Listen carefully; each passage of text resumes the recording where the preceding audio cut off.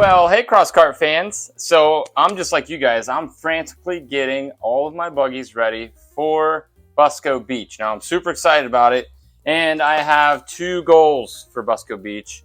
The first one being no failures. I'm working very hard to make all of my carts bulletproof so I can enjoy the entire time I'm there without any failures, without working on anything, which is the goal of everybody, but you end up working on stuff anyway. So once I get everything freshened up, I'm also going to have some spares. I'm going to take some fresh hubs with some fresh bearings in it just in case I lose a bearing, but I'm also putting brand new bearings in my hubs now. Now freshening up your Crosskart, especially with a VF1, is super easy because I'm just buying the ATV replacement stuff. What I have here are wheel bearings, one per side, or one pack per side. I've got, there's the other wheel bearing. The ball joints. Now, we can use ATV parts, and they work great, as I've shown, but they could be wearing faster. Now, I use used or second-hand ATV parts, so I don't know how long these were used before I even built the thing. I know that when I put it together, it wasn't outside of my personal tolerance, but I've been driving this one for 3 years and it's got a ton of hours on it. So preventative maintenance says I should replace some of the ball joints. And actually when I was popping one out, it came apart. So it's about that time. I also have new shock bushings. If you pull your shock off and all of your rubber seals are all collapsing, easy way to keep your shocks fresh. So now, another thing I had to do was outfit my trailer to be able to take 4 carts. Now, this is a car trailer, and cars weigh, what, 3,000 pounds? Well, 4 of my carts weigh 2,500 pounds. So the weight is not an issue, it's the space. I can fit 3 in here pretty comfortably as is because I built the gantry up front. I don't know if you can see it, but I've got the forward one lifted up and one pulled under it. So to get 4 in here, Dave and I built a second gantry, and the gantries were Dave's idea. So huge thanks to Dave, and then my load mastering ability for weight and balance and getting them organized. I have a winch up front, and all I do is I have an eye bolt connected to the gantry. I'll use this to lift it up, and then I'll use the outboard eye bolts. I am going to put a gusset here, but this holds them in place along with strapping the back tires.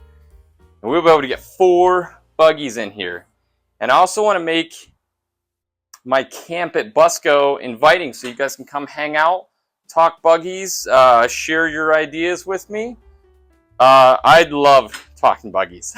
So I will see you guys there, and feel free to come hang out.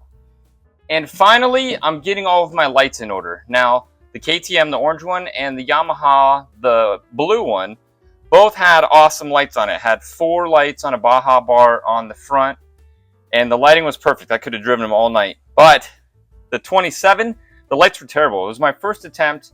I used the factory harness off the bike to run them, and it was stuck on low light, dim light, whatever you want to call it, and I just didn't like it. So, using my experience with the budget cart, I went with the 2 Baja lights and the upper light bar, and I got it all wired up. Tell me what you think.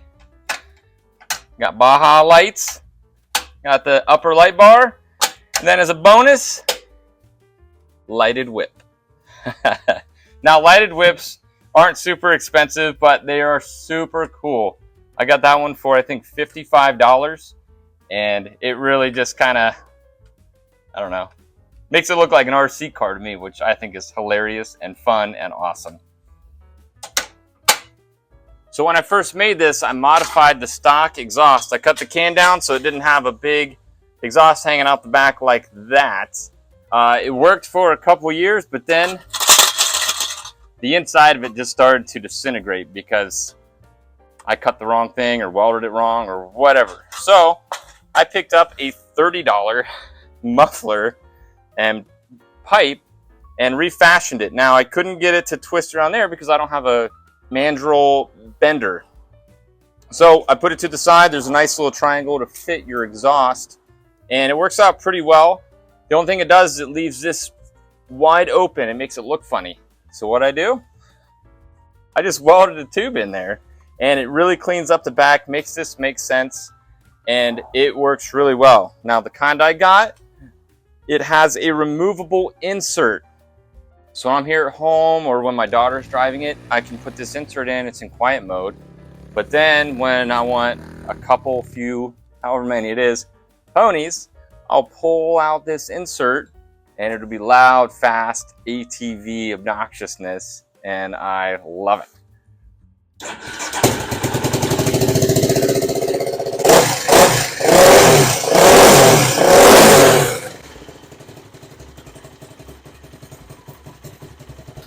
And of course, a fresh oil change, fresh filter. Now, changing your oil not only helps lubricate your motor, but it helps keep it cooler.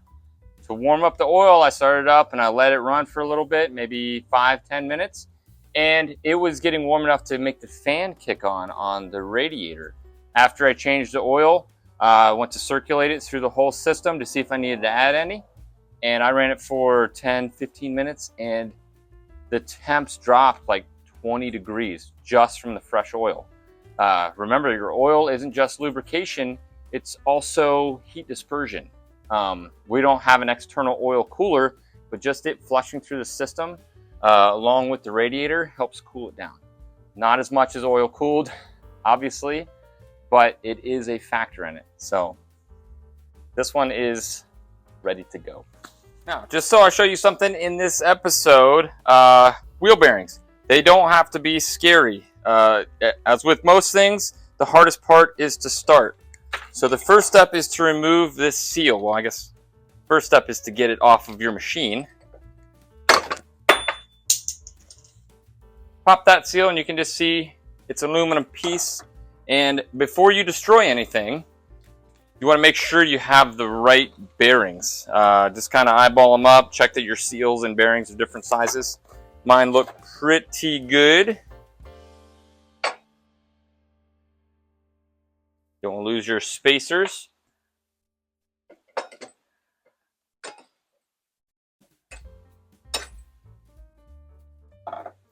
Okay, now, this side first. If you look in here, you have a spacer piece that goes between the bearings to keep them nice and tight together after you press them in. I get just an extension. I get one side of it, and this one's just going to push right out. Look at that. Got a bearing. It seems like it's good, but I can move the wheel a little bit on the cart, so I'm not upset about replacing it.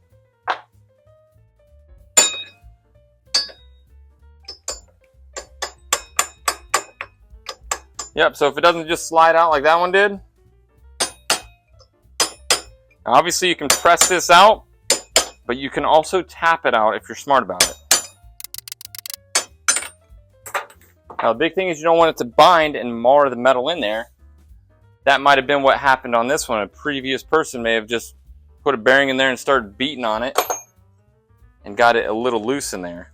So I will start with the bottom bearing, the bigger one. Grab a new one out of the package. Now some of these you have to press in. The rear ones I have to press in, but the front ones, I just get the new bearing, I get it started nice and flush and flat. I get the old bearing, then I'll just see if it taps in. If it taps in with not much effort, then I call it good.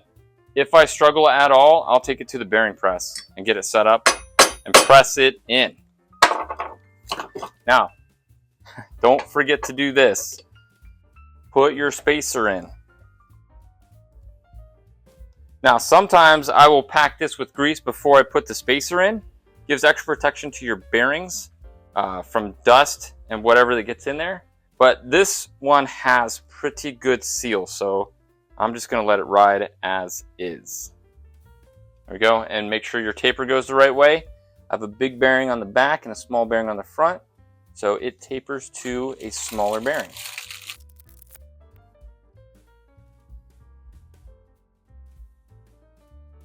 Yep, and that just slides in. and there's a little bit of play on it. So the next time I'm going to note this in my maintenance log that this should get a new front right, or I guess they're universal, a front hub at some point.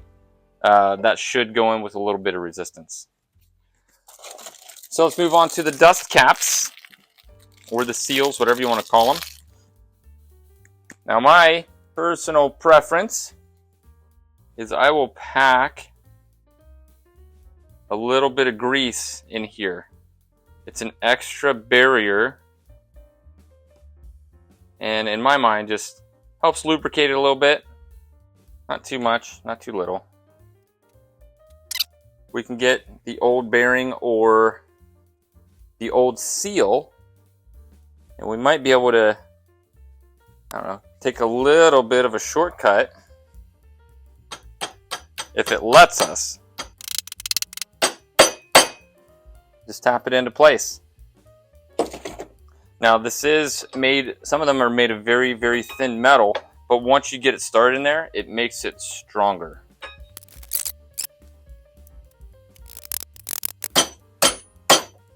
There it goes.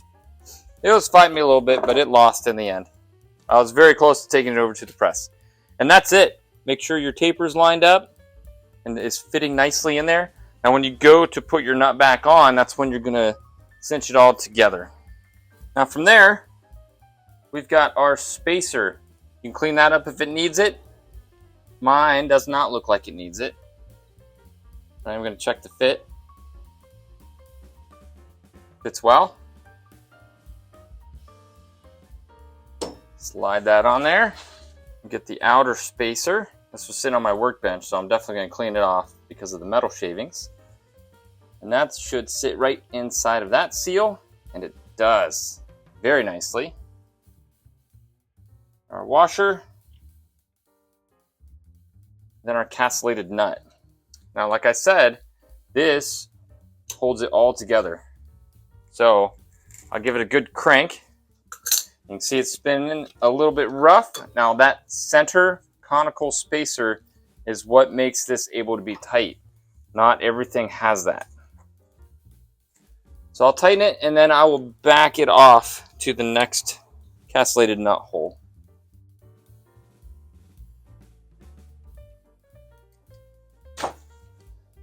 Here comes the cotter pin. Everything that takes a cotter pin gets a cotter pin.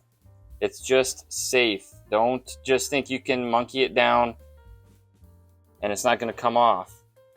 This nut comes off, it ruins the threads, and you're out a hub. And hubs are not cheap. Give that a spin. Beautiful.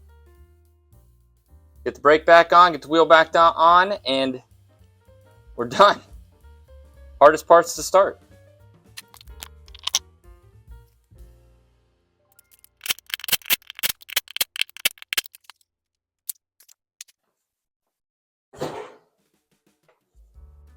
And one more thing I did before calling this good for Busco is I revisited the shifter for the 4th time. And I'll tell you what I did. So before I had the original shifter from the ATV, and I reclocked it, and I drilled a new hole for my shift linkage.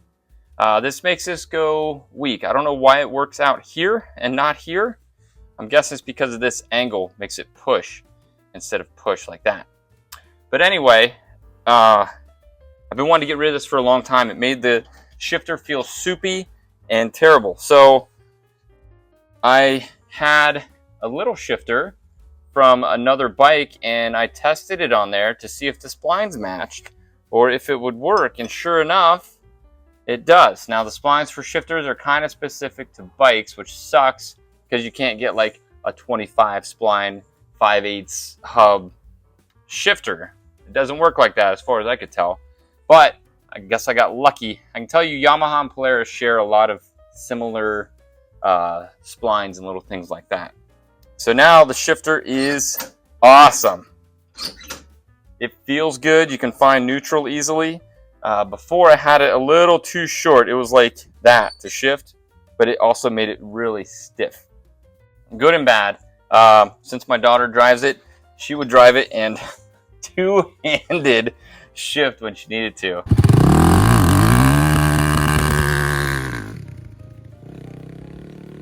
and I didn't like that. So I found a happy median between the two, and you can see it's so nice.